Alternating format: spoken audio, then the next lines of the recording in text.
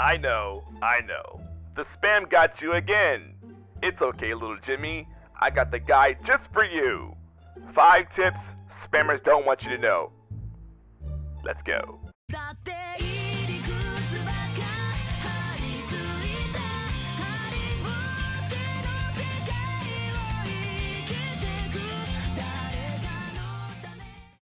Ayo guys, your favorite Kage, Enigma Kage, bringing you yet another video. If you're new to the channel, welcome. Subscribe, stick around. I'm almost at 1K and you can greatly help that. As for the returning clan, I got the message guys via Twitter. My last guide was a hit, and if you didn't see it, I advise you to check it out.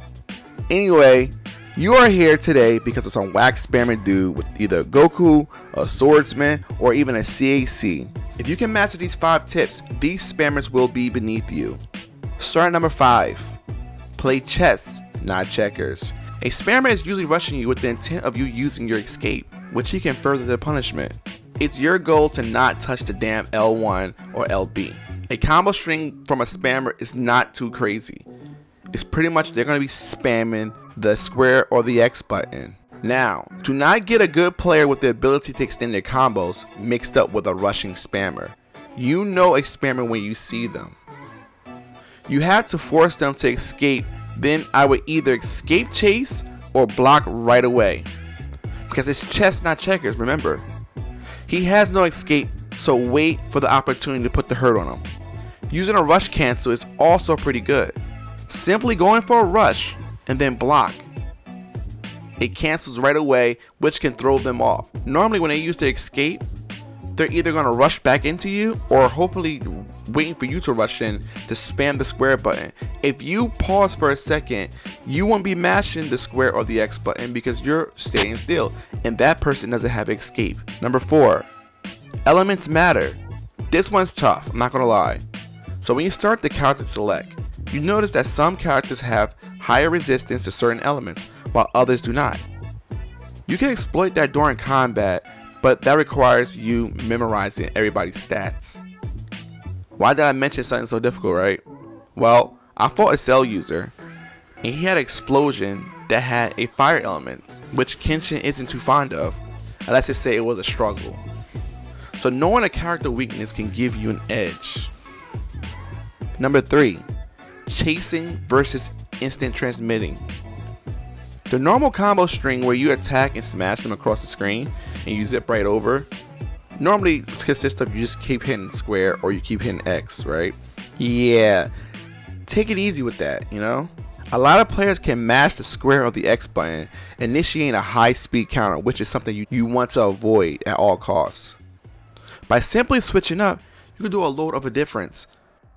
To chase someone, simply after hitting the combo string, you press left or right with the A button. That will stop the timing on the counter. Not always works all the time, but you have a greater chance of extending your combo with your assist to continue the punishment. Number 2, super armored moves. I know. I've cried about the super armor moves in the past. But let me tell you this, it's here to stay. And since it's here to stay, it's only right that you learn who are your super armor mains. I often use Sabo and Rukia. Sabo has a super armor move, which is his jumping claw attack. If you're feeling overwhelmed, use it. I didn't say spam it, but I said use it. Use it as a defense mechanism as well as an offensive combo extender. If I'm a Luffy player and a guy is spamming me with Kenshin, you best believe I'm going to use my Red Hawk to get me out of there. I'm not going to spam it, but whatever you dish out to me, I'm going to dish out to you. And have that mentality because you're not going against a good player. He's trying to win at all costs. It's your job to make sure he gets lowered rank. So learn which super armor moves and use them on these spammers. Turn up the heat on them. Now I have integrity as a gamer, but I'm not a fool. If you don't use them, someone will use them on you. Finally, ultimate cancellation. Yes, you have a chance to counter someone's ultimate. If you're lucky enough to hit the escape, then bravo. But in reality, you can use your ultimate as a defensive maneuver rather than an offensive one. Some players will take the punishment knowing they have an instant ult anytime. It's so frustrating to be fighting someone and you got the upper hand and you know it's too easy right now because that person is waiting to hit you with an ult the first opening they have. It's highly annoying. I wish there was a small window for it. But hey, here's the biggest tip of the day. Whoever ults last wins. Two things can happen though. You guys can either cancel each other out, which I'm counting as a win because you didn't get hit by it, or you'll have the upper hand and win the battle. It's not the greatest thing to do, but it's effective. Anyway guys, I hope you enjoyed the video. Don't forget to leave a like and tell me if I missed any techniques. Let's help each other out. Let's put a stop to these spammers, guys. This is Enigma signing off. Peace.